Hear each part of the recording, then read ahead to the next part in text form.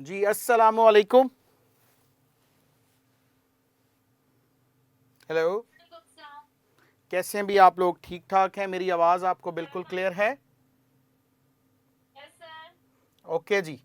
अच्छा बेटा, जैसे कि आप लोगों के साथ ये बात मैंने डन की थी कि इसी चैप्टर को हम दोबारा से एक दफ़ा गो थ्रू करेंगे और ज़रा देखेंगे कि इसके अंदर कौन कौन सी चीज़ें हैं जो पेपर के पॉइंट ऑफ व्यू से बहुत अहम हैं और किस तरीके से आप लोगों ने इस यूनिट को करना है, because it is a technical unit और एक बहुत इम्पॉर्टेंट यूनिट है ये आपके एंट्री टेस्ट के हवाले से।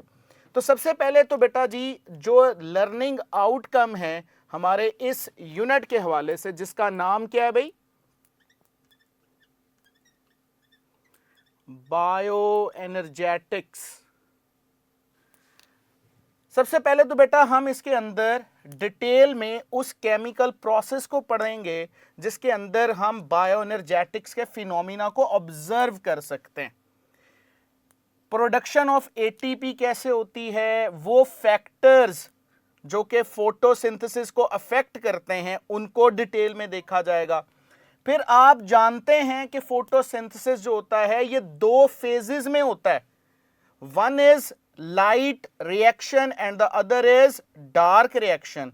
तो उसी के लिए दूसरे लफ्ज कौन कौन से हैं? Light dependent and light independent reaction, उसकी डिटेल को ऑब्जर्व करेंगे। और एंड पर ये जो लाइट रिएक्शन है इसके अंदर इलेक्ट्रॉन के फ्लो के हवाले से हम डिस्कशन करेंगे एक टॉपिक के ऊपर जिसको हम क्या कहते हैं? Cyclic and non cyclic photophosphorylation. तो आपको मेरा एक आइडिया तो हो चुका लेक्चर का कि भाई हम लोग हमेशा लेक्चर के आगाज में भी और लेक्चर के बिटवीन भी कुछ प्रैक्टिस क्वेश्चंस को जरूर ऐड करते हैं ताकि हम चीजों के साथ बेहतर तरीके से जो है वो अपनी अवेयरनेस को डेवलप कर सकते हैं। तो बेटा जरा सबसे पहले तो एक एमसीक्यूज देखते हैं। इस एमसीक्यूज को जरा देखें क्या है। Biological energy transformation obeys the law of dash. चार ऑप्शंस हैं। स्टेटमेंट समझ आ गई है? इस एमसीक्यूज में कीवर्ड क्या है? बायोलॉजिकल एनर्जी ट्रांसफॉर्मेशन के जो लिविंग सिस्टम है, कोई सेल है, कोई लिविंग ऑर्गेनिज्म है, इसके अंदर जो एनर्जी की कन्वर्जन है, एनर्जी की कन्वर्जन एक फॉर्म से दूसरी फॉर्म में कन्वर्ट होना, वो कौन से पर्टिकुलर लॉ के अकॉर्डिंग होगी? जी बेटे, कौन बताएगा?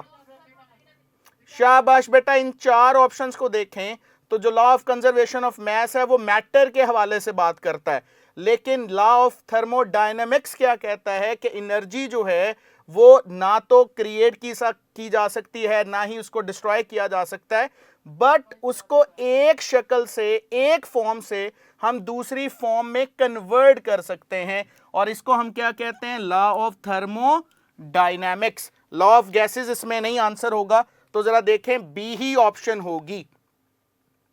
क्लियर हो गया बेटा? चलें जी। अब एक और चीज तो आपको यहां पर क्लियर हो रही है कि हमने इसी लफ्ज के अराउंड इस पूरे चैप्टर को देखना है और ये लफ्ज क्या है? Bio energetics. बेटा बायो का मतलब क्या होता है? Life. That can be cell, वो सिंपल से सिंपल सेल भी हो सकता है और एक कंप्लीट मल्टी सेलुलर ऑर्गेनिज्म भी हो सकता है। बेटा एनर्जेटिक्स का मतलब क्या होता है? What is the meaning of energetics?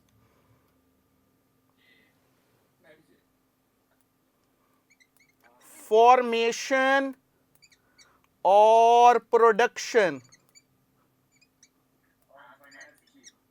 Of energy. तो इस लफ्ज को अगर हम इसके लिटरल मीनिंग्स में देखें, इसके लफ्जी मतलब के अराउंड देखें, तो ये लफ्ज बड़ा क्लियर हमें ये बता रहा है कि किसी भी सेल में या किसी लिविंग ऑर्गेनिजम्स के अंदर एनर्जी की फॉर्मेशन, एनर्जी की प्रोडक्शन को अगर हम ऑब्जर्व कर रहे हैं तो that particular branch of biology is known as bio energetics. तो बेटा जरा इस लफ्ज के अराउंड कैसे एमसीक्यूज आ सकता है? The quantitative study. बेटा अगेन इस चीज को याद रखना है कि हर एमसीक्यूज के अंदर कुछ कीवर्ड्स के ऊपर मैं जोर दे रहा होता हूं। अगर तुम बायो में उन कीवर्ड्स को जल्दी से पिक कर लोगे तो बड़ी आसानी से एमसीक्यूज सॉल्व कर लिया करोगे। जरा देखो क्या कह रहा है, quantitative study of energy relationship in biological system, that is biochemistry. भाई आप जानते हैं बायोकेमिस्ट्री क्या होती है, branch of biology in which we study about the chemical composition and the chemical reactions occur in the living organism। तो ये तो नहीं है क्योंकि वो क्वांटिटेटिव स्टडी नहीं है।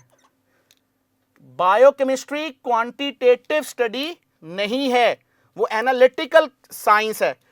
बायो एनर्जेटिक्स की बात अगर हम करते हैं तो ये याद रखना कि ये एक क्वांटिटेटिव स्टडी है। मैं बार बार इसको लफ्ज को जोर दे रहा हूं, quantitative study of energy relationship in biological system is known as bioenergetics। भाई बायोटेक्नोलॉजी भी नहीं होगा और बायोफिजिक्स भी नहीं होगा। जी बेटे आपको ये एमसीक्यूज क्लियर है? सो बायोएनर्जेटिक्स अगर मैं आपसे पूछूं कैसा रिलेशनशिप है एनर्जी की कन्वर्जन का, क्वालिटेटिव या क्वांटिटेटिव? बेटा क्वांटिटेटिव, क्वांटिटेटिव, क्वांटिटेटिव।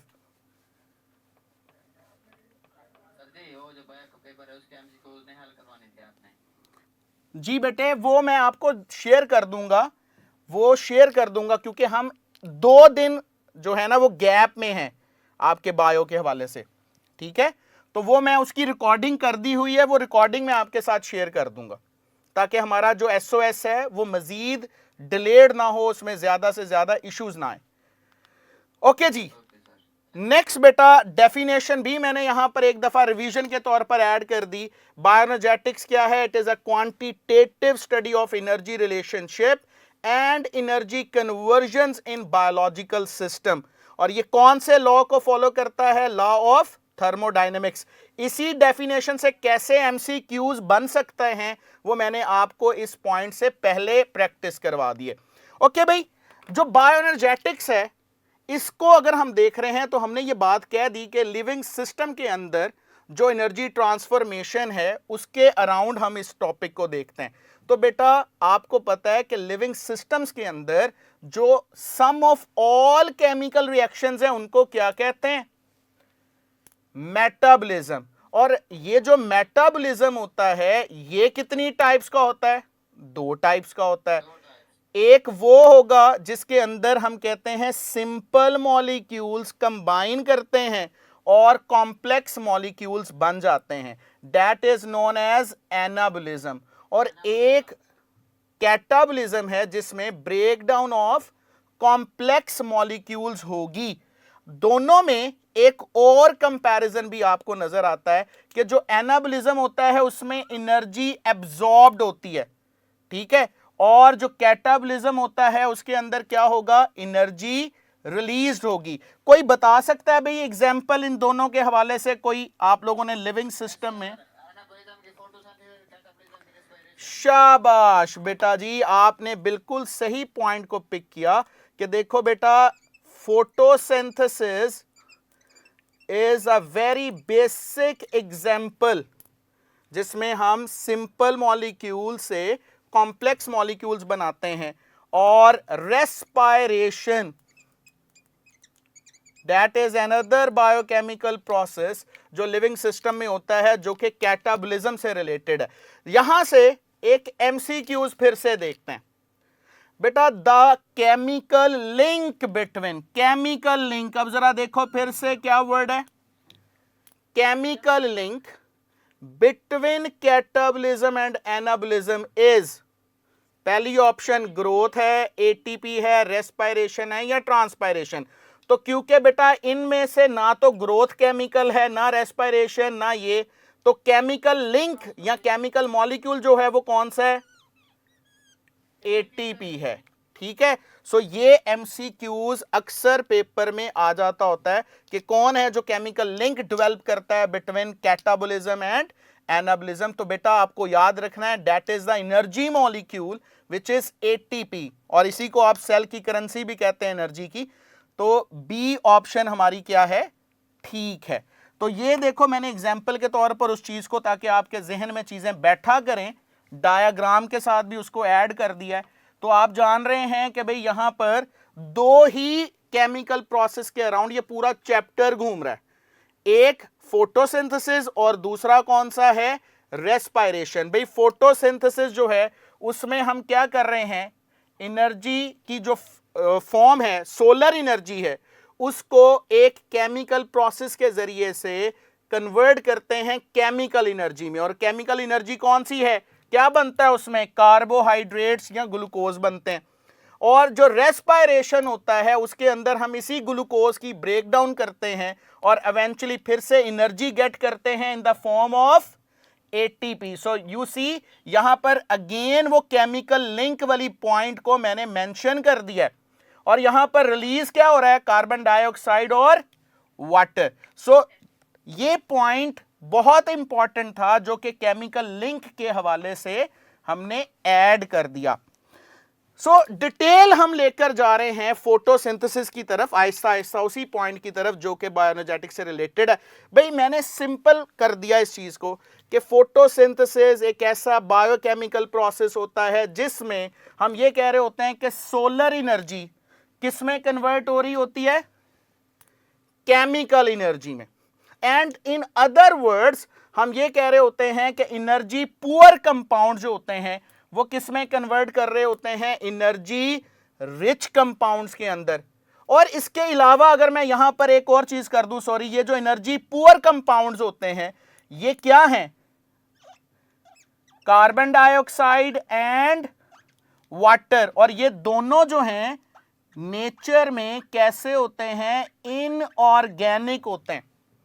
जबकि हमारे पास जो प्रोडक्ट है फोटोसिंथेसिस की वो एनर्जी रिच कंपाउंड्स होते हैं। और उन एनर्जी रिच कंपाउंड्स में हमारे पास क्या है, C6H12O6। और आपको पता है यहां पर अनदर थिंग वी गेट जो कि अल्टीमेटली एनवायरनमेंट में लिबरेट हो जाती है, वो क्या है, ऑक्सीजन है। लेकिन मेन प्रोडक्ट जो है वो ग्लूकोज है और वो ऑर्गेनिक है। सो एनर्जी पुअर कंपाउंड्स हमेशा याद रखना किस नेचर के होते हैं, इनऑर्गेनिक नेचर के होते हैं। और एनर्जी रिच कंपाउंड्स वो होते हैं जो कि केमिकली तौर पर ऑर्गेनिक इन नेचर होते हैं।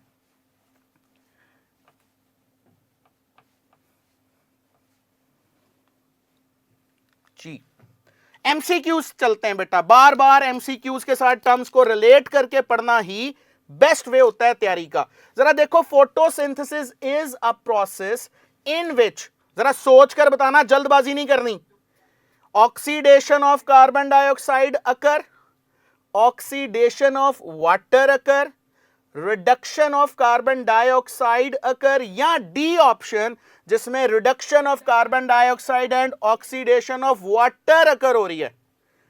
जी शाबाश बेटा, डेल्टा क्यों हुआ, उसकी रीजन है कि आप लोग पढ़ते आए हो कि जो फोटोसिंथेसिस होती है ये कैसा रिएक्शन होता है, एक रिडॉक्स रिएक्शन होता है। और बेटा रिडॉक्स रिएक्शन एक ऐसे रिएक्शन को कहते हैं जिसमें कपल्ड साथ साथ, भाई कपल होते ही साथ साथ है ना, साथ साथ क्या प्रोसेस हो रहा है, एक तरफ क्या हो रही होती है, ऑक्सीडेशन, तो दूसरी तरफ क्या हो रही होती है, शाबाश। तो इसको हम ऑब्जर्व भी कर लेते हैं। सो बाय द वे आंसर आपका कौन सा है, डी ऑप्शन।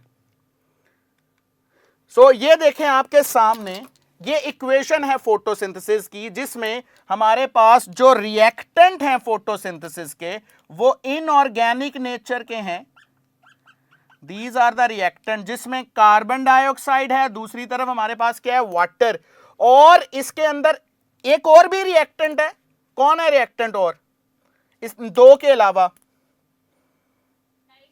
शाबाश, दैट इज लाइट। और इस लाइट की एनर्जी को कैप्चर करने के लिए प्लांट्स के अंदर एक फोटोसिंथेटिक पिगमेंट है, that particular photosynthetic pigment is known as chlorophyll. और ये इवेंचुअली क्या कर रहा है कि ये जो कार्बन डाइऑक्साइड है इसकी रिडक्शन हो रही है, कार्बन डाइऑक्साइड की क्या हो रही है, रिडक्शन। जरा इंपीरिकल फॉर्मूला ऑफ ग्लूकोज जरा जेन में लेकर आओ तो आपको फौरन से ये लगेगा जैसे कार्बन डाइऑक्साइड में क्या चीज ऐड हो रही है, हाइड्रोजन। तो आप लोग जानते हैं कि रिडक्शन का मतलब होता है addition of hydrogen, loss of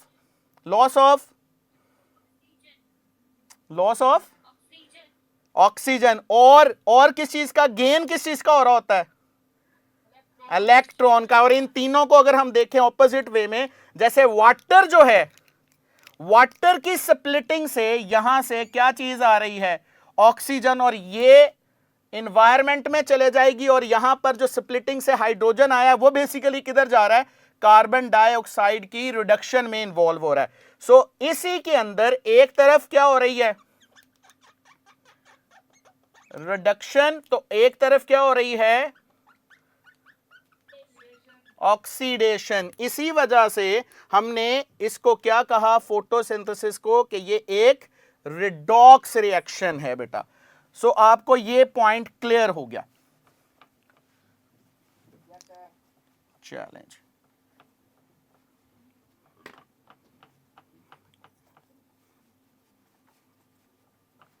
थोड़ा सा टाइम लग जाता है इससे मिटाने में। ओके जी, चलें जी, अब जल्दी से, अभी मैंने इतनी अच्छी सी आपको इक्वेशन पढ़ाई, फिर से MCQs. Atmospheric oxygen use in aerobic respiration is mainly replenished by that produced by. भाई वो कह रहा है कि जो एरोबिक रेस्पिरेशन में आप ऑक्सीजन यूज कर रहे हो, वो इन्वायरमेंट से जो रिप्लेनिशमेंट हो रही है उसकी, वो कैसे हो रही है, किस चीज की वजह से हो रही है, जल्दी से बताओ। चार ऑप्शंस हैं, electrolysis of water, photolysis of water, hydrolysis of water, hydrolysis of carbon dioxide. तो बेटा अभी तो आपको पीछे बताया कि यहां पर स्प्लिटिंग ऑफ वाटर होगी in the presence of light as well as enzyme. ठीक है, तो आंसर यहां पर क्या है, बी ऑप्शन आपका आंसर है, जिसमें फोटोलाइसिस ऑफ वाटर होगी। क्लियर है आपको ये पॉइंट, आपको समझ आ रहा है कि किस तरीके से हम टॉपिक के साथ साथ उनके एमसीक्यूज किस तरह से पेपर में बन सकते हैं, उसको क्लियरली ऑब्जर्व कर रहे हैं। ओके जी, नेक्स्ट देखिए, अब बात करते हैं रिएक्टेंट ऑफ फोटोसिंथेसिस। बेटा अभी हमने एनलिस्ट किया था उन चीजों को जो कि रिएक्टेंट के तौर पर इस्तेमाल हो रही थी। द वन आप अभी मेंशन कर चुके, कार्बन डाइऑक्साइड, दूसरी चीज क्या है, वाटर है, तीसरी चीज प्यारे बच्चों क्या है, चलो मैं एक टेक्निकल पॉइंट यहां पर पूछता हूं, भाई इन तीनों में से कौन है जो कि लिमिटिंग रिएक्टेंट है इन फोटोसिंथेसिस रिएक्शन। आप जानते हैं ना, लिमिटिंग रिएक्टेंट केमिस्ट्री में तुम लोगों ने पढ़ा हुआ है कि वो रिएक्टेंट जो कंट्रोल कर रहा होता है रिएक्शन को। तो क्या लिमिटिंग रिएक्टेंट इस फोटोसिंथेसिस में कार्बन डाइऑक्साइड है, वाटर है, लाइट है, क्या है, गलत, याद रख लेना, जो लिमिटिंग रिएक्टेंट है in photosynthesis that is light. भाई इस रिएक्शन का नाम ही क्या है, फोटोसिंथेसिस। एंड यू ऑलरेडी से कि ये वो रिएक्शन है जिसमें हम सोलर एनर्जी को कन्वर्ट कर रहे हैं केमिकल एनर्जी में। तो बेटा क्या है लिमिटिंग रिएक्टेंट, वो जो कंट्रोल कर रहा होता है रिएक्शन को। विदाउट लाइट फोटोसिंथेसिस को तो आप मैनेज ही नहीं कर सकते। क्लियर है, तो ये पॉइंट याद रखना अगर पेपर में एमसीक्यूज इस तरह से आ जाए। तो जल्दी से जरा देखते हैं कि कार्बन डाइऑक्साइड, जिसको हमने कहा कि वो इंपॉर्टेंट रिएक्टेंट है फोटोसिंथेसिस का, ये प्लांट किस तरीके से एनवायरनमेंट से लेते हैं और किस तरीके से इसको यूज करते हैं फोटोसिंथेसिस में। तो जरा गौर से देखो, दो तरह के प्लांट्स हैं, the one are the land plant and the other are aquatic plants, जो पानी में सबमर्ज हुए होते हैं। अब जो लैंड प्लांट होते हैं, ऑब्वियसली उन्होंने जितना भी कार्बन डाइऑक्साइड लेनी है, एक्सचेंज करना है गैसेस का, वो अपने एटमॉस्फेयर में करना है, एयर में करना है। And you know very well air क्या होती है, कंपोजिशन ऑफ डिफरेंट गैसेस होती है।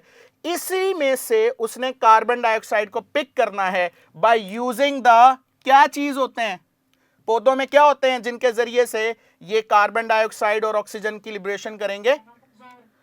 बेटा यहां पर एक चीज तो तुम लोगों ने पढ़ी हुई है, stomata, and the other are the aerating pores होते हैं जिनको हम लेंटिसेल्स कहते हैं, ठीक है। और ये जो कार्बन डाइऑक्साइड यूज हो रही है एनवायरनमेंट से, बेटा प्लीज, मैं कुछ बच्चों को देख रहा हूं जो कि पार्टिसिपेट कर रहे हैं क्लास में लेकिन अटेंटिवली नहीं कर रहे। सो मेरी ख्वाहिश है कि आप जब लेक्चर सुन रहे हो तो स्टे फोकस्ड, स्टे फोकस्ड बेटा। तो यहां पर कितनी परसेंटेज होती है जो कार्बन डाइऑक्साइड की एयर में होती है, याद रख लेना। ये वो छोटे छोटे पॉइंट्स हैं जिनको तुम लोग इग्नोर कर देते हो, और ये वही बच्चा आसानी से पेपर में करता है जिसकी बुक रीडिंग बहुत स्ट्रांग होगी। रिकॉल बेस एमसीक्यूज हैं। 0.03 से 0.04% कार्बन डाइऑक्साइड होती है जो एयर में होती है। जो इक्वेटिक प्लांट होते हैं ये कार्बन डाइऑक्साइड यूज कर रहे होते हैं पानी से, जो कि उसमें डिसॉल्व होती है, या अनदर सोर्स जो होता है पानी के अंदर उसको हम क्या कहते हैं, बायकार्बोनेट्स, जिनसे वो कार्बन डाइऑक्साइड को ले रहे होते हैं। अनदर रिएक्टेंट जो फोटोसिंथेसिस में हमारे पास है वो कौन सा है बेटा, वाटर। और इस पानी को कहां से लेंगे पौधे, ऑब्वियसली पौधों के पास एंकरिंग स्ट्रक्चर होता है जिसको हम क्या कहते हैं, रूट्स कहते हैं, उनके जरिए से वो सॉइल से ले लेते हैं ना। तो भाई लाइट तो एनवायरनमेंट से उनको मिल जाती है। अच्छा जरा मुझे बताओ कितने % लाइट है जो यूज हो जाती है और बाकी जो होती है ट्रांसमिट हो जाती है या रिफ्लेक्ट हो जाती है। याद रखना बेटा सिर्फ और सिर्फ 1% light is used in photosynthesis। जो 99% होती है या तो वो रिफ्लेक्ट हो रही होती है या ट्रांसमिट हो रही होती है। सो जरा देखें, हमने बारी बारी कार्बन डाइऑक्साइड की तो बात कर ली, अब अनदर जो रिएक्टेंट है जो कि फैक्टर्स हैं या वो चीजें हैं जो कि फोटोसिंथेसिस के लिए समझना बड़ा जरूरी है, वाटर की बात करते हैं।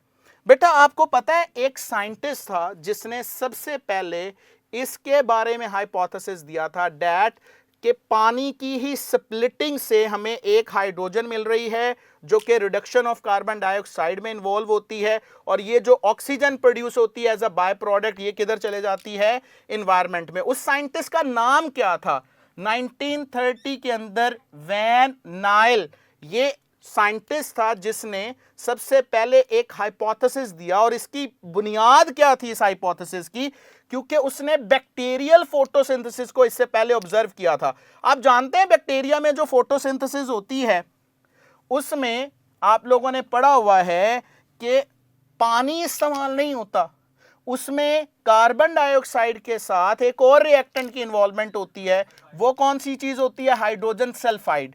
तो उसको अगर हम देखते हैं तो कुछ एक एमसीक्यू से ना ऑब्जर्व कर लें, the product of photosynthesis in photosynthetic bacteria, 4 option है, C6H12O6 प्लस ऑक्सीजन, फिर आपके पास इंपेरिकल फॉर्म में लिखा हुआ है ग्लूकोज, वाटर एंड 2S। फिर आप देख लें कौन सी ऑप्शन ठीक है, बीटा ऑप्शन। और ये मैंने एमसीक्यूज डाला है इसीलिए ताकि जल्दी से तुम रिकॉल कर सको। ये कहां पर पढ़ी थी ये बात, प्रोकैरियोट्स वाले चैप्टर में, चैप्टर 6 में पढ़ी थी तुम लोगों ने फर्स्ट ईयर में।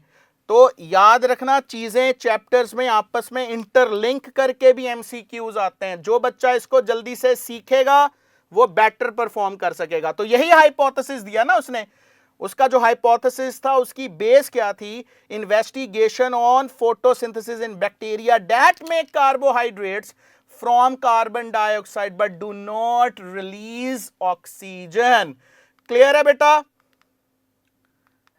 ओके जी। सो ये उसकी बुनियाद थी। अब इसको चेक करने के लिए फर्दर उसने एक एक्सपेरिमेंट डिजाइन किया था जिसमें उसने 2 ग्रुप्स बनाए थे प्लांट्स के। एक ग्रुप 1 जो था उसको क्या चीज दी उसने रिएक्टेंट्स में, जरा रिएक्टेंट्स को गौर से देखना है, फिर हम इवेंचुअली प्रोडक्ट को आसानी से आइडेंटिफाई कर लेते हैं। भाई रिएक्टेंट में देखो कार्बन डाइऑक्साइड यूज हो रही है, पानी भी इस्तेमाल हो रहा है, लेकिन इस पानी को अगर गौर से देखो तो इसमें जो आइसोटॉप है ऑक्सीजन का वो नॉर्मल नहीं है, वो 18 वाला है। ठीक है, इसी में जब आप देखेंगे कि पानी इसमें उसने कौन सा आइसोटॉप यूज किया है, हैवी 18 वाला, तो इसके नतीजे में जब फोटोसिंथेसिस ग्रुप 1 के प्लांट्स में हुई तो उसमें ग्लूकोज बना, वाटर बना, लेकिन जो ऑक्सीजन एनवायरनमेंट में गई वो कौन सी वाली गई थी, 18 वाली। और ग्रुप 2 में उसने जरा चेंज कर दिया एनवायरनमेंट। कैसे चेंज किया कि रिएक्टेंट्स में जो कार्बन डाइऑक्साइड है उसके अंदर उसने आइसोटॉप कौन सा यूज किया, ऑक्सीजन का हैवी वाला, बट वाटर उसने नॉर्मल वाला किया। और अब यहां पर देखो कि कार्बन डाइऑक्साइड वाला ऑक्सीजन किस में जा रहा है, कार्बोहाइड्रेट्स में, ग्लूकोज में नजर आ रहा है आपको, ठीक है ना। और जो ऑक्सीजन एनवायरनमेंट में जा रही है वो नॉर्मल जा रही है, नॉर्मल ऑक्सीजन 16 वाली जा रही है। तो यहां से उसने एक चीज बड़ी क्लियर कर ली, जो पॉइंट हम पीछे एमसीक्यू से भी सीख कर आए हैं, that the splitting of water की वजह से ऑक्सीजन एनवायरनमेंट में आती है। क्लियर है, कार्बन डाइऑक्साइड की स्प्लिटिंग से ऑक्सीजन एनवायरनमेंट में नहीं आती। क्लियर है। और दूसरी चीज तुम लोगों ने क्या सीखी कि यहां पर वाटर की क्या हो रही होती है, ऑक्सीडेशन, मतलब वाटर में से हाइड्रोजन रिमूव हो रहा होता है, और कार्बन डाइऑक्साइड की क्या हो रही होती है, रिडक्शन। क्लियर है, चैलेंज। अब जरा जल्दी से साइट ऑफ फोटोसिंथेसिस के ऊपर हम स्टेप बाय स्टेप चलते हैं। जो प्लांट है उसके अंदर कौन सा पोर्शन होता है जो एरियल होता है, जो बाहर होगा जमीन से, वो होते हैं पत्ते। And that is a main site जहां पर फोटोसिंथेसिस होती है। और उसकी रीजन क्या होती है कि यहां पर मीजोफाइल टिश्यू होते हैं, और पत्तों में ये जो मीजोफाइल टिश्यू होते हैं, क्योंकि मीजोफाइल टिश्यू हैं तो इसमें सेल्स कौन से होंगे, मीजोफाइल सेल होंगे। और ये जो मीजोफाइल सेल होते हैं इनके अंदर नंबर ऑफ क्लोरोप्लास्ट बेटा सबसे ज्यादा होता है। ये वही ऑर्गेनेल है which is responsible for the photosynthesis. ये वही ऑर्गेनेल है, वही सब सेलुलर स्ट्रक्चर है जो कि कैप्चर ऑफ लाइट करता है और फोटोसिंथेसिस के लिए रिस्पॉन्सिबल है। भाई आपको इस चीज का पॉइंट क्लियर हो गया।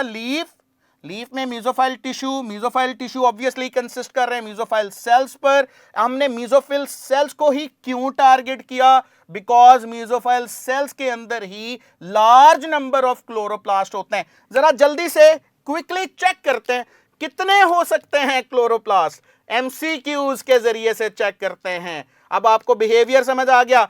How many chloroplast are present in mesophyll cell, 10 to 150, 20 to 100, 100 to 1000, 150 to 250 आपकी बुक की लाइन है। तो जरा बताओ ना, इस तरह के एमसीक्यूज कौन सही करेगा, जो बुक को रीड करेगा, रिकॉल बेस एमसीक्यूज। तो आंसर क्या है, 20 to 100 बीटा बेटे।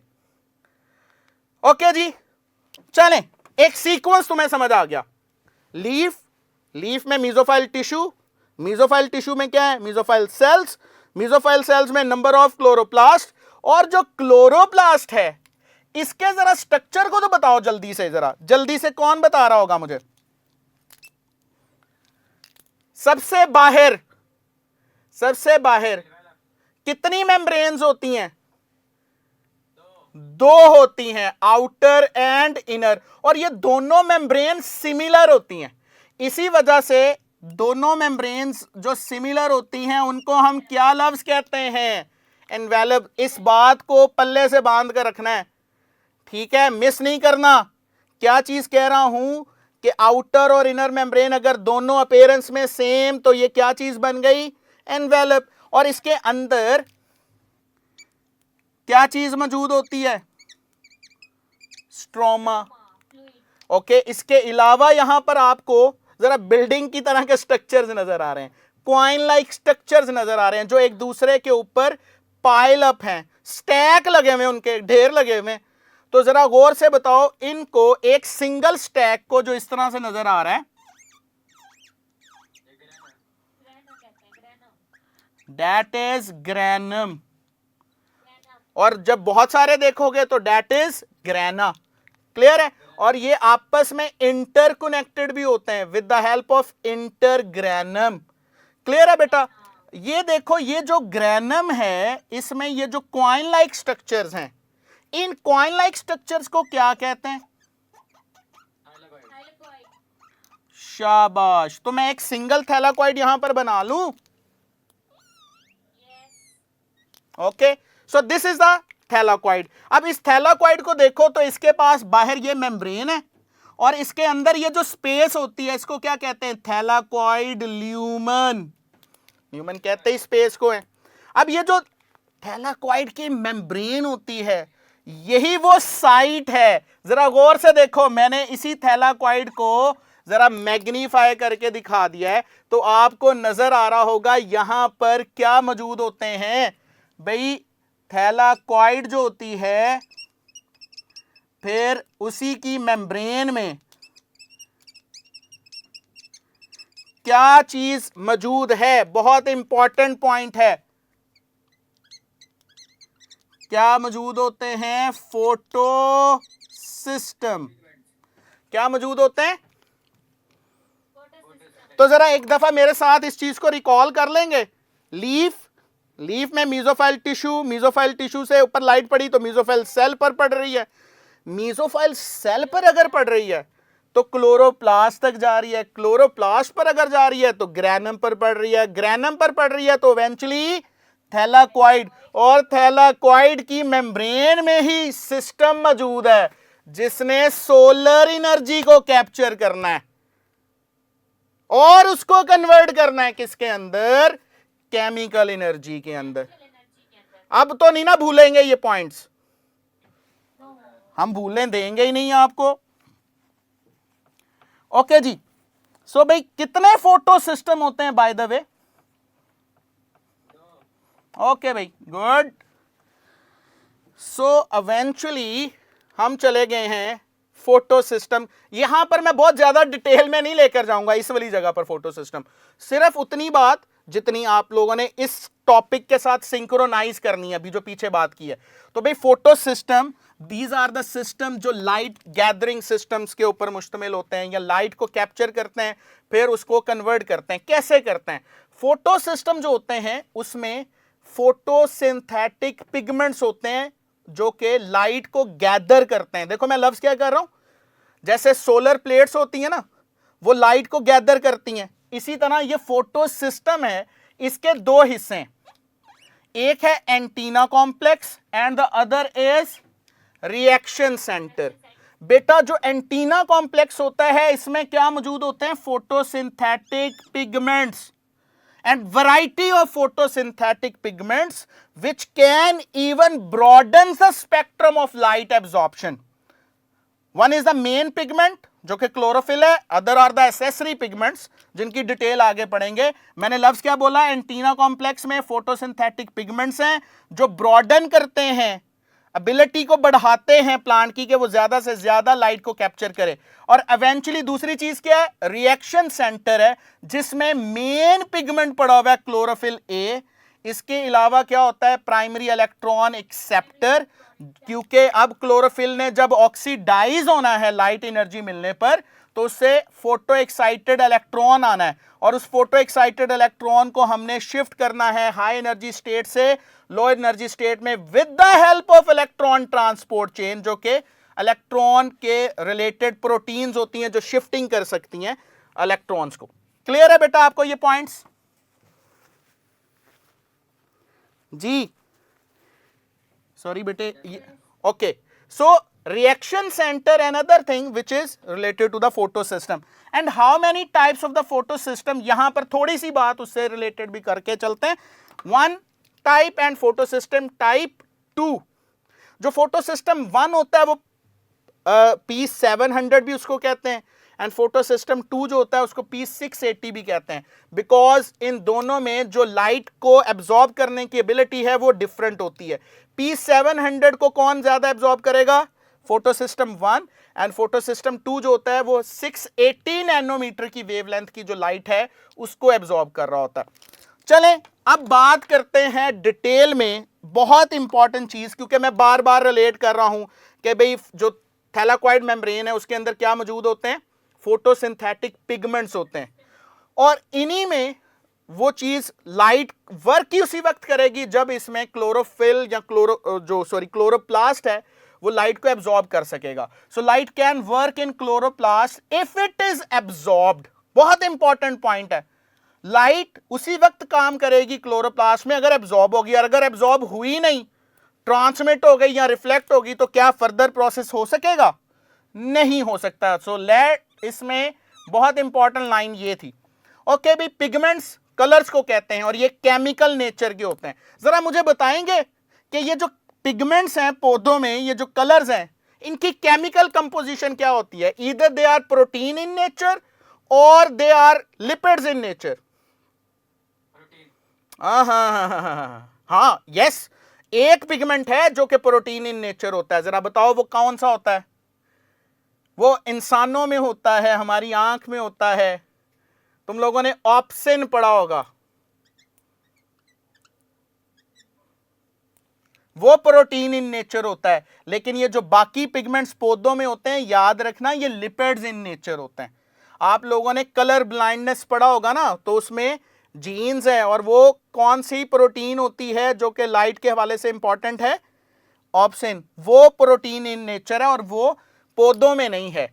तो बेटा यहां पर जो चीज इंपॉर्टेंट है कि जो पिगमेंट्स पौधों में होते हैं वो लिपिड्स इन नेचर होते हैं, और ये जितने भी पिगमेंट्स हैं ये कौन सी रेंज की लाइट को ज्यादा बेहतर एब्जॉर्ब कर पाते हैं? That is 380 to 750 nanometer in wavelength, which is a visible light. और अब तुम जानते हो विजिबल लाइट को हम व्हाइट लाइट भी कहते हैं, और ये जो व्हाइट लाइट होती है इसमें कितने कलर्स होते हैं? प्रिज्म में से देखा है कभी आप लोगों ने?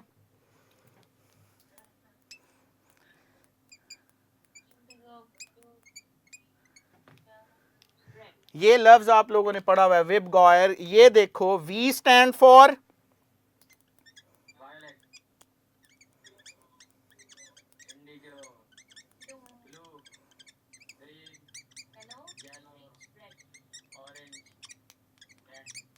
अच्छा, हर वेवलेंथ की जो लाइट है, हर कलर की एक अपनी स्पेसिफिक वेवलेंथ होती है और अपनी एक एनर्जी होती है। जितनी ज्यादा इनवर्स रिलेशनशिप होता है ना, इसमें इनवर्स रिलेशनशिप होता है, जितना ज्यादा वेवलेंथ होगा, वेवलेंथ अगर ज्यादा होगा किसी का तो उसकी एनर्जी क्या होगी? एनर्जी क्या होगी? कम होगी। और अगर बेटा वेवलेंथ क्या होगा? कम, तो एनर्जी क्या होगी? ज्यादा। तो आपको पता है ऑरेंज और रेड जो होती हैं इनका वेवलेंथ क्या है? कम है या ज्यादा है? तो इनके अंदर एनर्जी क्या होगी? ज्यादा होगी। ठीक है ना, इनवर्स रिलेशनशिप को याद रखना। So different pigment absorb light of different wavelength, and the wavelength that are absorb, जो वेवलेंथ एब्जॉर्ब हो गई वो क्या हो जाएगी? डिसअपीयर हो जाएगी। ये वो पॉइंट्स हैं जिनको तुम लोग अपने नोट्स में अपने लिए फ्लैश कार्ड्स बनाया करो, वो चीज़ें, वो पॉइंट्स जो कि अपने पास लिखा करो। यही से अराउंड पेपर बनना है, और इससे बाहर आएगा तो मैं रिस्पॉन्सिबल हूं, लेकिन कभी आया नहीं अल्हम्दुलिल्लाह। ओके जी, several kinds of the pigments are present in plants. भाई वो कौन कौन से हैं? इसमें मेन तो आप जानते हैं that is a chlorophyll, and which is the main photosynthetic pigments. इसके अलावा कौन से हैं? एसेसरी पिगमेंट्स, और उनकी भी अच्छी खासी रेंज होती है। और ये रेंज मैं बार बार लफ्ज कह रहा हूं, एसेसरी पिगमेंट्स के ना दो मेन फंक्शन है, असिस्ट करना टू गैदर द लाइट। जिन वेवलेंथ की लाइट को क्लोरोफिल एब्जॉर्ब नहीं ना कर पाता उनको कौन एब्जॉर्ब कर लेते हैं? Accessory pigments, and they basically broadens the spectrum of light absorption, broaden समझते हो ना, बढ़ाते हैं, सलाहियत को बढ़ाते हैं लाइट को कैप्चर करने की। और इनमें yellow and red to orange जो है वो कौन है बेटा, ये लफ्ज याद करने हैं जिनको मैंने हाईलाइट किया हुआ है। Yellow and red to orange carotenoids, carotenes are mostly कैसे हैं, red to orange, and xanthophyll कैसे हैं, येलो टू ऑरेंज। ये पॉइंट, ये वाला जो है, ये आप लोगों ने भूलना नहीं है, क्योंकि अगर ये भूले तो इससे रिलेटेड एमसीक्यूज मस्ट गलत कर दोगे।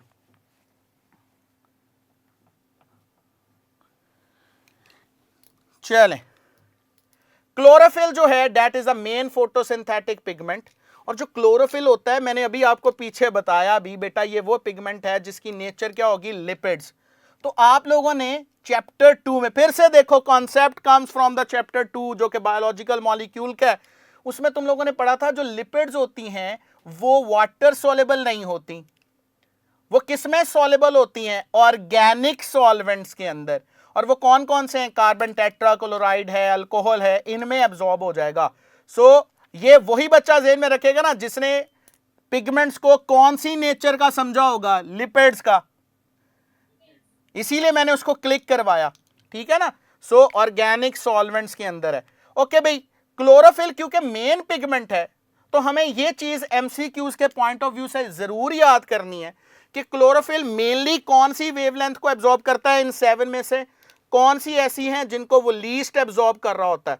तो यहां पर वायलेट, ब्लू, ऑरेंज, रेड, ये मोस्टली एब्जॉर्ब हो रही होती हैं।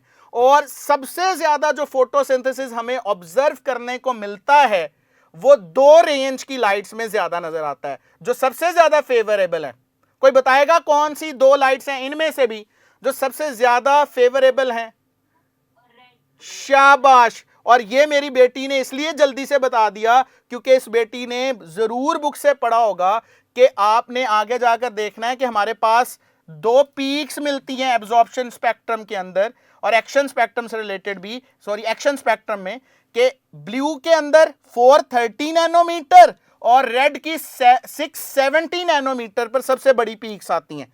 और वो पीक इस चीज को मेंशन कर रही होती हैं कि ये दोनों जो हैं वो बहुत सूटेबल होती हैं फॉर द फोटोसिंथेसिस। ये काइंडली एक पर्सन है जो क्लास में मूव कर रहे हैं, मेरी रिक्वेस्ट होगी कि वो डिस्ट्रैक्शन होती है इससे, बहुत मेहरबानी आपकी, जस्ट फोकस करने दें मुझे बच्चों के साथ। लीस्ट एब्जॉर्ब्ड कौन सी हैं बेटे, ग्रीन एंड येलो। और आप लोगों ने पढ़ा हुआ है कि येलो जो होता है वो मास्क हो जाता है। तो ये पॉइंट्स आप लोगों ने याद रखने हैं भाई। केमिकल कंपोजिशन जो है वो समझनी है, एंड स्ट्रक्चर ऑफ क्लोरोफिल बहुत इंपॉर्टेंट है। क्लोरोफिल मॉलिक्यूल के अंदर 2 पार्ट्स होते हैं, one is head and the other is tail. जो हेड होता है that is the portion which is basically जो लाइट को कैप्चर करता है मेन। जो टेल होती है, इसी टेल ऑफ क्लोरोफिल की वजह से क्लोरोफिल एम्बेड हुआ होता है इन द थैलाकोइड मेम्ब्रेन। मैंने क्या लफ्ज बोला है, जो मेन कैप्चरिंग पार्ट है लाइट के हवाले से क्लोरोफिल में वो कौन सा है, हेड है। और उसकी रीजन क्या है, आप लोगों की बुक में बड़े प्यारे प्यारे से लफ्ज लिखे हुए हैं। जो हेड होता है वो फ्लैट होता है, स्क्वायर होता है, लाइट एब्जॉर्बिंग होता है, और एक और प्रॉपर्टी वो हाइड्रोफिलिक हेड होता है। जबकि टेल होती है ना वो कैसी होती है, anchoring and consist on hydrocarbons. कितने हाइड्रोकार्बन्स होते हैं, C20H39, ये याद रखना। और ये हाइड्रोकार्बन्स हैं, जितने ज्यादा हाइड्रोकार्बन्स किसी चीज में ज्यादा होते हैं उसमें उतना ही नॉन पोलर करैक्टर बढ़ता है, और जितना ज्यादा कोई नॉन पोलर होता है उतना ही वो जल्दी से ऑर्गेनिक सॉल्वेंट्स में सॉल्युबल भी हो रहा होता है। ठीक है, तो इसमें जब एंकरिंग मिल रही है क्लोरोफिल को तो वो पता चल गया किसकी वजह से, टेल की वजह से। अब बेटा ये जो आपके पास क्लोरोफिल है, इसका जो हेड है ये कॉम्प्लेक्स 4 रिंग पर मुश्तमिल होता है, और एक 4 रिंग जो होता है वो कितने पायरोल रिंग से ज्वाइन होने पर मिलता है, 4। इसीलिए पायरोल रिंग्स जो होते हैं उनकी जो कंपोजिशन के एलिमेंट्स हैं, पायरोल रिंग्स के जो कंपोजिशन के हवाले से रिलेटेड एलिमेंट्स हैं वो कौन से दो हैं, कार्बन एंड नाइट्रोजन एटम, और इसको हम टेट्रा पायरोल रिंग स्ट्रक्चर भी कहते हैं। इस टर्म को याद रखना है। ये आपके सामने मैंने हेड वाला रीजन रख दिया और एक पूरा भी क्लोरोफिल रख दिया। जो हेड है इसके सेंटर में आपको नजर आ रहा है मैग्नीशियम मौजूद है, और वो किसके साथ कनेक्टेड है, कितने नाइट्रोजन के साथ, 4। ठीक है, अच्छा जरा गौर से देखो तो एक और चीज भी तुम्हें यहां पर मिलेगी। इस हेड के अंदर जो 4 पायरोल रिंग्स हैं उनमें अनसैचुरेशंस भी हैं। अनसैचुरेशन समझते हो क्या होती हैं? डबल बॉन्ड्स होते हैं, ये भी पॉइंट याद रखना है। ठीक है, हेड के साथ क्या चीज जुड़ी हुई है, टेल, और इसकी टेल को क्या कहते हैं, फाइटोल टेल, और इसमें कितने कार्बन है वो बता चुका हूं, C20H39। क्लियर है? ओके जी, जल्दी से एमसीक्यूज, भाई इतनी देर से मैं पढ़ा रहा था, अब एमसीक्यूज का भी आना शर्त है ना। Which one of the following is not true about head of chlorophyll molecule? भाई एमसीक्यूज में नॉट ट्रू है, नॉट ट्रू। ठीक है, हाँ, तो अब नॉट ट्रू में जरा देखो, फ्लैट एंड स्क्वायर शेप्ड, ये तो करेक्ट है। Anchoring and hydrophobic, light absorbing and hydrophilic consist of tetrapyrrole, क्या ऑप्शन होनी चाहिए? शाबाश, क्योंकि वो किसकी प्रॉपर्टी है, टेल की। भाई अब आपको चीजें याद हो रही हैं। ओके जी, एक कंपैरिजन अक्सर आप लोग देखते हैं जो कि क्लोरोफिल के हवाले से with the haem portion of haemoglobin. आप लोगों ने ये चीजें पढ़ी हुई हैं कि क्लोरोफिल जो होता है उसके सेंटर में क्या होता है, मैग्नीशियम एटम, और जो हीम पोर्शन होता है उसमें क्या होता है, आयरन। इसमें आयरन है और इसमें क्या है, मैग्नीशियम। बस ये पॉइंट याद रखना है, बाकी टेल पोर्शन में भी सिमिलैरिटी इनके हवाले से नजर आती है। ओके जी, नाउ क्या सिर्फ एक ही टाइप का क्लोरोफिल होता है? अब ये देखो ना कितनी इंपॉर्टेंट डेप्थ में हम जाते जा रहे हैं साथ साथ, हैं फ्लो के साथ। तो टाइप्स ऑफ क्लोरोफिल कितनी हैं? बहुत सारी टाइप्स हैं, A B C D E F। ऐसा लग रहा है ना पूरी ABC ही याद कर रहे हैं हम लोग लेकिन इनमें जो टेक्निकली तौर पर चीज आती है ना वो MCQs के अराउंड, बेटा वो क्या है, जो A एंड B है ये हमें डोमिनेंट नजर आता है किन में, आपके प्लांट्स में। बेसिकली ये यूकैरियोट्स ही होते हैं ना, प्लांट्स और एल्गी सिंपल यूकैरियोट्स होते हैं। कुछ एल्गी जो होती हैं वो यूनिसेलुलर होती हैं, कुछ मल्टी सेलुलर होती हैं। तो यहां पर A एंड B जो होते हैं वो किस में है, प्लांट्स में एंड ग्रीन एल्गी में। इसी वजह से ग्रीन एल्गी को तुम एंसेस्टर ऑफ प्लांट्स भी कहते हो, इवन पिगमेंट भी सिमिलर है। फिर C एंड D जो है वो कुछ टाइप्स की एल्गी में आपको मिलता है, कुछ टाइप्स के अंदर। और जो क्लोरोफिल E एंड F है या अदर जो टाइप्स हैं इनके अलावा एल्गी से आगे जितने भी हैं या डिस्कवर होंगे भी, तो उनको हम मेनली किन में ऑब्जर्व कर रहे होते हैं, बैक्टीरिया में, क्योंकि वो बैक्टीरिया में मिलते हैं तो इनको क्या कहते हैं, बैक्टीरियो क्लोरोफिल। ठीक है, तो जरा गौर से देखते हैं, एमसीक्यूज आ गया। Chlorophyll found in photosynthetic bacteria are called as A B C D B and C, delta option bacteriochlorophyll. देखो जो स्टेटमेंट पढ़ाई मैंने तुम्हें एमसीक्यू से उसको प्रैक्टिस करवाकर याद करवा दिया। ठीक है, चैलेंज। क्लोरोफिल ए जो होता है सबसे मोस्ट अबंडेंट, सबसे मेन पिगमेंट। भाई क्लोरोफिल ए अबंडेंट भी है और सबसे मेन भी यही है, और ये जो है वो डायरेक्टली पार्ट करता है कौन से रिएक्शन में, लाइट डिपेंडेंट रिएक्शन में। लाइट रिएक्शन भी इसको कहते हैं, इसी को फोटोफास्फोराइलेशन भी कहते हैं। तो यहां पर एक क्लोरोफिल का स्ट्रक्चर हेड का दोबारा से बना हुआ है। पता क्यों बनाया? ताकि तुम जल्दी से रिकॉल कर लो एक छोटी सी बात जो तुम्हारी बुक में लिखी हुई थी, वो थी difference between chlorophyll A and chlorophyll B. जो क्लोरोफिल ए होता है, इसका जो फर्स्ट पायरोल रिंग होता है, उसके साथ कौन सा फंक्शनल ग्रुप लगा होता है? मीथाइल वाला। और जो क्लोरोफिल बी होता है, उसके साथ क्या लगा होता है बेटा? CHO। आपको पता है ये जो क्लोरोफिल ए होता है, ये बहुत इंपॉर्टेंट पॉइंट है, इसको स्क्रीनशॉट लेकर रख लो, इसको पॉइंट में याद रख लो। कुछ बच्चे इन चीजों को इतनी अहमियत नहीं दे रहे, मैं फिर से बता रहा हूं, याद रखना जो क्लोरोफिल ए है वो इट सेल्फ एग्जिस्ट कर रहा होता है सेवरल फॉर्म में, और वो किस चीज की बेस पर होता है? उसकी एब्जॉर्बिंग पीक के हवाले से।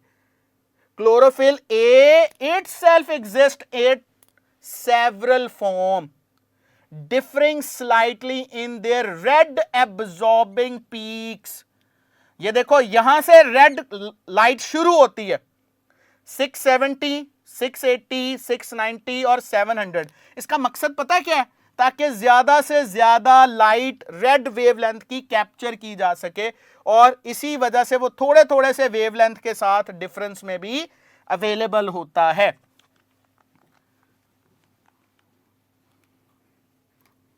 ओके जी, molecular formula of chlorophyll A and B. भाई जल्दी से ना तुम्हें एक याद करने का ट्रिक बताता हूं। हम हमेशा चीजों को याद करते हैं सिमिलैरिटीज और डिफरेंस की बुनियाद पर। तो यहां पर सिमिलैरिटी क्या है भाई? जरा देखो, क्लोरोफिल ए में और क्लोरोफिल बी में कार्बन कार्बन सेम है, तो किसी एक का याद रख लो, C55 C55, खत्म हो गई बात। अच्छा जी, nitrogen N4 N4, magnesium magnesium. Difference कहां पर आ रहा है? हाइड्रोजन और ऑक्सीजन का आ रहा है। याद रखना क्लोरोफिल ए और क्लोरोफिल बी में 2 हाइड्रोजन और 1 ऑक्सीजन का फर्क है। 2 हाइड्रोजन और 1 ऑक्सीजन का फर्क है।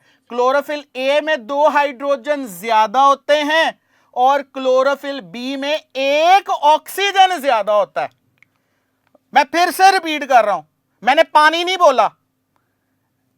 बोला, मैंने क्या बोला है कि भाई इन दोनों में जो डिफरेंस तुम्हें हमेशा याद रखवाएगा वो क्या होगा कि भाई क्लोरोफिल ए में और बी में 2 हाइड्रोजन और 1 ऑक्सीजन का फर्क है तो पानी ही, लेकिन बच्चे इसमें ना गलत कर लेते हैं फिर बाज का बी को भी रिलेट करके। तो यहां पर 2 हाइड्रोजन क्लोरोफिल ए में ज्यादा है, जबकि क्लोरोफिल बी में 1 ऑक्सीजन ज्यादा है। इसीलिए H72 और H70 का फर्क नजर आ रहा है, इधर ऑक्सीजन 5 और इधर 6 नजर आ रहा है। दूसरा डिफरेंस मैं तुम्हें पहले बता चुका हूं, क्लियर है?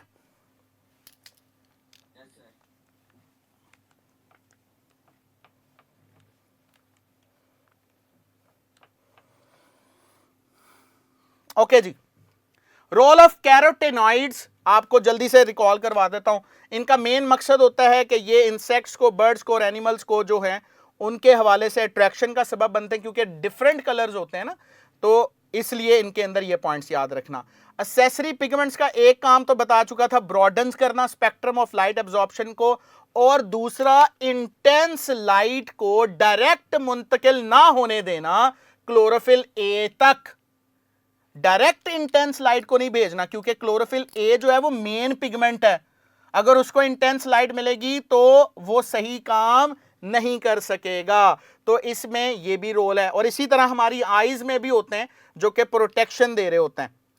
कैरोटेनॉइड्स का जनरल फार्मूला क्या है? कैरोटेनॉइड्स का जनरल फार्मूला ये याद रखना, ये किसी बुक में लिखा हुआ है। मैं चाह रहा होता हूं कि मल्टीपल बुक्स का फ्लेवर तुम्हें साथ साथ देता रहूं, ताकि आपको किसी भी बुक से अगर कोई स्टेटमेंट आ जाए तो आप भूले ना।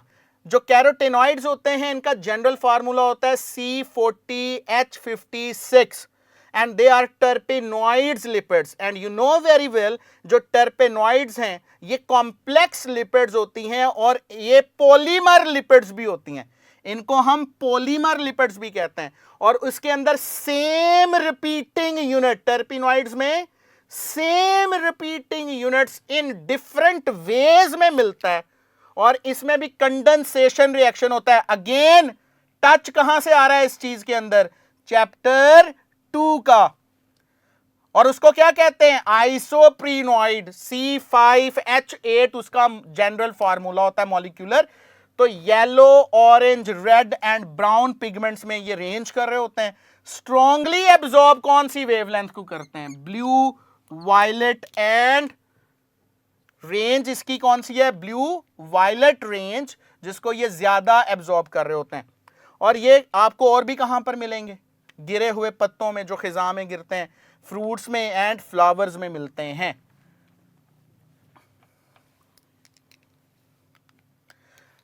Types of carotenoids, carotenes, xanthophyll. जो कैरोटीन्स हैं ये रेंज करते हैं ऑरेंज, रेड, इनकी केमिकल कंपोजिशन भी आइसोप्रीनॉइड है। ज़ैंथोफिल जो रेंज कर रहे होते हैं येलो इन कलर, और मोस्ट अबंडेंट कौन से हैं and wide spread are the carotenes, और इसमें बीटा कैरोटीन होता है जो कि अल्टीमेटली किसमें कन्वर्ट हो रहा होता है, बीटा कैरोटीन कुछ बायोसिंथेटिक पाथवेज के जरिए से विटामिन ए में। जो ज़ैंथोफिल है इसमें जो सबसे इंपॉर्टेंट एग्जाम्पल उसको कहते हैं ल्यूटिन।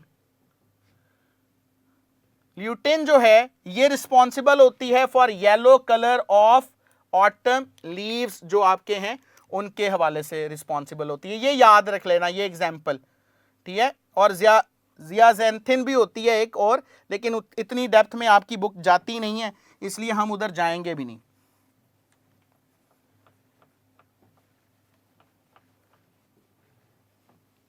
ओके जी। सो रोल ऑफ लाइट, हमने देखो कार्बन डाइऑक्साइड पढ़ लिया, हमने वाटर पढ़ लिया, हमने ये सारी चीजें देख ली। अब जो लाइट होती है ना फोटोसिंथेसिस में, that is the main driving energy, इसीलिए मैंने उसको लिमिटिंग रिएक्टेंट बोला था, और इसको इलेक्ट्रोमैग्नेटिक एनर्जी ऑफ रेडिएशन भी कहते हैं। कितने परसेंट होती है, ओनली 1% यूज होगी, बाकी रिफ्लेक्टेड या ट्रांसमिट हो जाती है।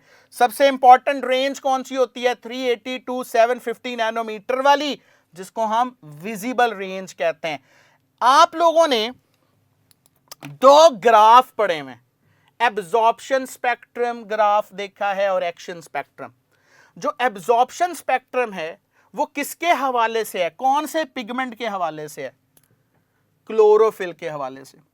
और ये इंडिकेट करता है, absorption spectrum for chlorophyll indicates that absorption is maximum in blue and red part of the spectrum. और आपको याद होगा मैंने पीछे इसका पूछा भी था कि कौन सी पीक सबसे ज्यादा आती हैं एब्जॉर्प्शन स्पेक्ट्रम में, ब्लू की और रेड की। जो ब्लू है वो कितनी वेवलेंथ के अराउंड आती है, 430 नैनोमीटर। रेड की जो सबसे मैक्सिमम और हाइटेड पीक मिलेगी वो 670 नैनोमीटर में मिलेगी। एब्जॉर्प्शन पीक्स कैरोटिनॉइड्स की और डिफरेंट एसेसरी पिगमेंट्स की वेरी ऑब्वियस कि वो क्लोरोफिल से क्या आएंगी, डिफरेंट आएंगी। आप लोगों ने एक बुक में लाइन पढ़ी थी कि क्लोरोफिल ए और क्लोरोफिल बी में सिर्फ छोटा सा डिफरेंस आया फंक्शनल ग्रुप का। इतना छोटा डिफरेंस आने पर दोनों की लाइट कैप्चरिंग एबिलिटी डिफरेंट हो जाती है। तो क्लोरोफिल और कैरोटिनॉइड्स और ये जो अदर पिगमेंट्स हैं उनकी केमिकल कंपोजिशन में भी तो ह्यूज डिफरेंस होता होगा ना। तो जब इतना ज्यादा ह्यूज डिफरेंस आएगा इन मॉलिक्यूल्स की केमिकल कंपोजिशन में, तो इट्स इंपॉर्टेंट ना कि बेटा उनकी लाइट एब्जॉर्बिंग एबिलिटीज में भी फर्क आएगा। क्लियर है? ओके चलें जी, ये आपके पास एब्जॉर्प्शन स्पेक्ट्रम है सॉरी, जिसमें एक्स एक्सिस पर हमारे पास क्या है, वेवलेंथ है, और वाई एक्सिस पर बहुत इंपॉर्टेंट पॉइंट यार प्लीज इसको जरा समझना, एब्जॉर्प्शन स्पेक्ट्रम हमें रिलेटिव एब्जॉर्प्शन बता रहा है, रिलेटिव कंपैरिजन समझा रहा है डिफरेंट पिगमेंट्स का, रिलेटिवनेस, ठीक है ना। जो एक्शन स्पेक्ट्रम है उसमें रिलेटिवनेस नहीं आ रही होती, एब्जॉर्प्शन स्पेक्ट्रम में हमारे पास डिफरेंट पिगमेंट्स की डिफरेंट एब्जॉर्बिंग एबिलिटीज हैं। जैसे सबसे पहले अगर इसको गौर से देखो तो 3 चीजें यहां पर इस ग्राफ में, chlorophyll A, carotenoids, chlorophyll B. अच्छा जरा मुझे बताओ क्लोरोफिल बी की कितनी पीक्स हैं, कितनी पीक्स हैं, दो हैं, एक यहां पर है और एक यहां पर है। कैरोटिनॉइड्स की कितनी है? एक है। क्लोरोफिल ए की कितनी है? दो है। ठीक है, जरा गौर से देख भी लो, अगर मैं इसको यहां पर परपेंडिकुलर गिराऊं तो कितनी है? 430। यहां से गिराऊं तो कितनी है? समवेयर 650 है और 700, तो ये कितनी बनती है? 670 बनती है। तो क्लोरोफिल ए जो है वो मेन पिगमेंट है, और ये कौन सी वेवलेंथ के हवाले से दो पीक्स दिखा रहा है? एक ब्लू रेंज में 430, 670 रेड के हवाले से दिखा रहा है। जो फर्दर हम बात करेंगे वो किसके हवाले से? Another spectrum, another graph which is action spectrum. भाई एक्शन स्पेक्ट्रम एक्शन बताएगा ना, फोटोसिंथेसिस एक एक्शन है। फोटोसिंथेसिस क्या है? एक्शन है। इसमें हम क्या करते हैं कि हम एक प्लांट को इल्यूमिनेट करते हैं in different wavelength of lights में, और एस्टीमेट करते हैं। एस्टीमेट क्या करते हैं? दो चीजों की, ऑक्सीजन कितनी आ रही है और कार्बन डाइऑक्साइड कंज्यूम कितनी हो रही है। भाई यही चीज ऑब्जर्व करके बताएंगे ना फोटोसिंथेसिस कितनी हो रही है। तो आपने प्लांट को इल्यूमिनेट किया और इसमें यह देखा कि कौन सी वेवलेंथ ज्यादा बेहतर तरीके से फेवर करती है फोटोसिंथेसिस को। ठीक है, तो ये कौन सा होगा? Action spectrum. So different wavelength, क्योंकि उनमें डिफरेंट वेवलेंथ की लाइट्स में एनर्जी डिफरेंट होती है ना, हर की वेवलेंथ डिफरेंट है तो हर एक की एनर्जी भी क्या होगी? डिफरेंट होगी। सो उसी के हवाले से different wavelength are not only differently absorbed by the photosynthetic pigment but are also differently effective in photosynthesis. This is what where action spectrum comes. और यहां पर हम ग्राफ शो कर रहे हैं relative effectiveness of different wavelength का of light by in driving photosynthesis is called action spectrum. अब बेटा एक्शन स्पेक्ट्रम जो है, सबसे पहले इस एक्शन स्पेक्ट्रम को किस पर परफॉर्म किया गया? किसने किया? एमसीक्यूज बन जाना है। सबसे पहले किस पर किया गया? स्पायरोगायरा पर किया गया, और इसको स्पायरोजायरा भी पढ़ते हैं बाज लोग। और इसको सबसे पहले परफॉर्म किसने किया? TW एंगलमैन ने। कैसे किया था? Illuminate plant with different wavelength and then estimate evolution of oxygen and consumption of carbon dioxide. ये एक्शन स्पेक्ट्रम का ग्राफ है। ये एक्शन स्पेक्ट्रम का ग्राफ है। कितनी पीक्स आपके पास हैं? दो हैं। एक्स एक्सिस पर क्या है? वेवलेंथ है, बिल्कुल उसी तरह जैसे एब्जॉर्प्शन स्पेक्ट्रम में था। वाई एक्सिस पर क्या है? Rate of photosynthesis. जल्दी से पहचानने का तरीका समझ आ गया? भाई पहचानने का तरीका समझ आ गया। उसमें क्या थी? रिलेटिव एब्जॉर्प्शन, यहां पर रेट ऑफ फोटोसिंथेसिस है वाई एक्सिस पर। अच्छा, कोई डिफरेंस बन सकते हैं इनमें एक्शन स्पेक्ट्रम में? और चलें बनाकर बताता हूं। क्या याद करेंगे? ये वो चीजें हैं जो मैं कम कम क्लासों में पढ़ाता होता हूं। आप लोग बड़े लकी हैं इस हवाले से कि आपको ये चीजें मिल रही हैं। जरा देख लेते हैं कंपैरिजन में। भाई सबसे पहले एब्जॉर्प्शन स्पेक्ट्रम में हम क्या देख रहे हैं, या ये हमें बताता क्या है? Shows how much light is absorbed. Absorption spectrum ये बताता है।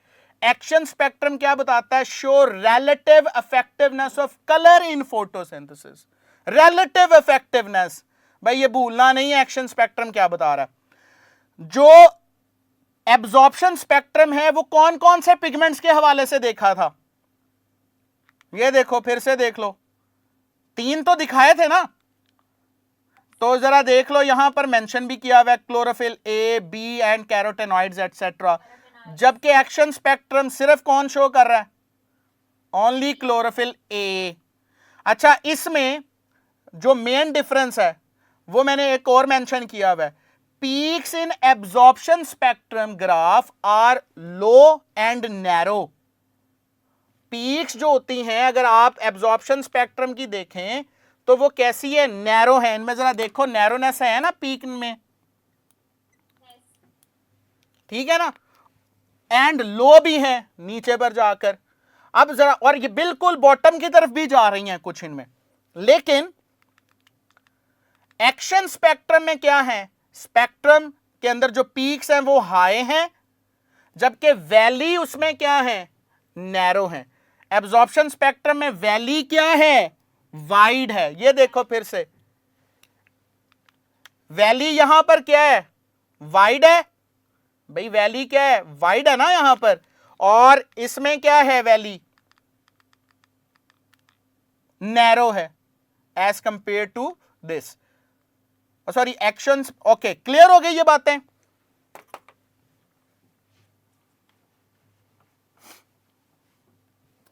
चलें जी, ये आपके सामने कंपैरिजन भी मैंने रख दिया उसका। The first action spectrum was obtained by working on, किस पर किया था, सी ऑप्शन हो गया, स्पायरोजाइरा। ओके जी, carotenoid absorb strongly, blue violet, blue and violet, D option. Magnesium is a central part of,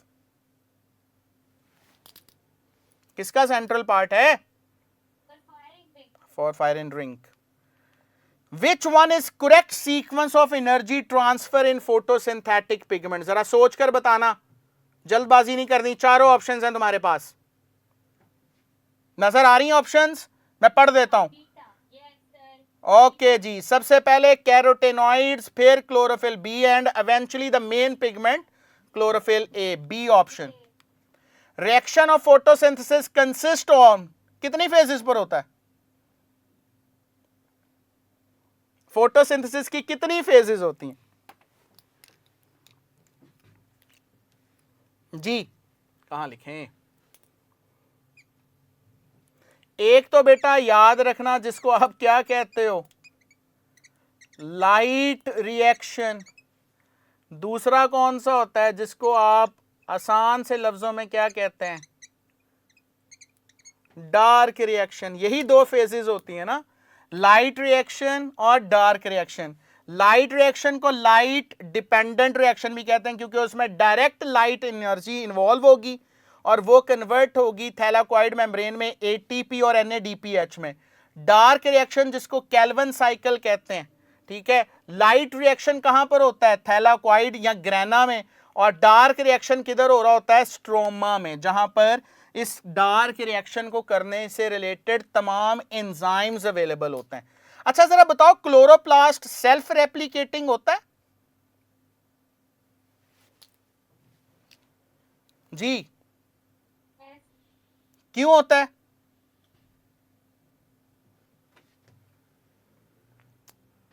अपना जीनोम होता है उसके पास, अपने राइबोसोम होते हैं। टू फेजेस होते हैं भाई फोटोसिंथेसिस में, दो हैं, light dependent reaction and light independent reaction. बता चुका हूं भाई, लाइट डिपेंडेंट रिएक्शन जिसमें डायरेक्ट लाइट एनर्जी इन्वॉल्व होगी और सोलर एनर्जी कन्वर्ट हो जाएगी एटीपी और एनएडीपीएच में, ये कहां पर होता है, थैलाकोइड में। और जो लाइट इंडिपेंडेंट रिएक्शन है उसमें डायरेक्ट लाइट इन्वॉल्व नहीं होती, इनडायरेक्ट वे में होती है, और वो इस तरह से होती है कि यहां पर जो लाइट डिपेंडेंट रिएक्शन में एटीपी और एनएडीपीएच बना होता है ना, वो कहां पर खर्च हो रहा होता है, लाइट इंडिपेंडेंट रिएक्शन में। इसलिए इसको इनडायरेक्ट वे में कह रहे हैं क्योंकि इसमें वही मॉलिक्यूल खर्च हो रहे हैं जो बनाए किस तरह गए होते हैं, लाइट को यूज करके। और कहां पर होता है light independent reaction, stroma of chloroplast में। जल्दी से एक एमसीक्यूज करते हैं। In photosynthesis reducing power and assimilating power is synthesised during, कौन से रिएक्शन में, डार्क रिएक्शन में, लाइट रिएक्शन में, केल्विन साइकिल में, या ऑक्सीडेटिव फास्फोराइलेशन, लाइट रिएक्शन में। बेटा याद रखना, एटीपी जो होता है उसमें असिमिलेटरी पावर होती है, जबकि एनएडीपीएच के अंदर क्या होती है, रिड्यूसिंग पावर होती है। और ये दोनों किस में बनते हैं, लाइट रिएक्शन में बनते हैं, बी ऑप्शन है। ओके जी, लाइट डिपेंडेंट रिएक्शन में और क्या क्या चीजें बन रही हैं, रिएक्टेंट कौन से हैं लाइट डिपेंडेंट के, ADP and NADPH and sunlight, जबकि प्रोडक्ट क्या है, एटीपी और एनएडीपीएच और carbon dioxide. Product of light dependent reaction में क्या है, ATP and NADPH and oxygen, जबकि इसमें प्रोडक्ट क्या बनेगी, केल्विन साइकिल की प्रोडक्ट क्या होती है, जरा जल्दी से बताओ, शुगर। और जो एटीपी और NADPH खर्च होंगे उनकी टूटने पर क्या चीज आएगी, यही आएगी ना बेटा। चल ये आपके सामने उसकी एक डायग्राम है जिसके अंदर इस वाले हिस्से में तुम देख रहे हो, इस वाले पॉइंट में, कि यहां पर लाइट रिएक्शन हो रहा है जिसमें वाटर की स्प्लिटिंग होगी और क्या चीज जनरेट हो रही है, ऑक्सीजन, और साथ एटीपी और NADPH बन रहा है, ठीक है। और ये कंज्यूम हो जाएंगे किसमें, कार्बन डाइऑक्साइड की रिडक्शन में, और eventually you get the sugar, ठीक है। एक तरफ क्या है, लाइट रिएक्शन है, और एक तरफ क्या हो रहा है, डार्क रिएक्शन हो रहा है।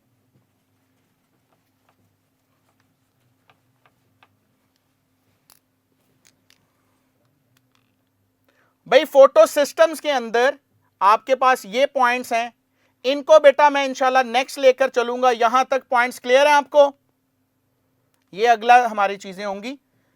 नेक्स्ट आपकी बेटा केमिस्ट्री की क्लास है, इंशाल्लाह मैं पूरी कोशिश करूंगा कि इसको नेक्स्ट लेक्चर्स में ना वाइंड अप कर दूं, ठीक है बेटे। टाइप्स ऑफ फोटो सिस्टम से आगे पढ़ेंगे हम। होप सो चीजें क्लियर हैं आपको।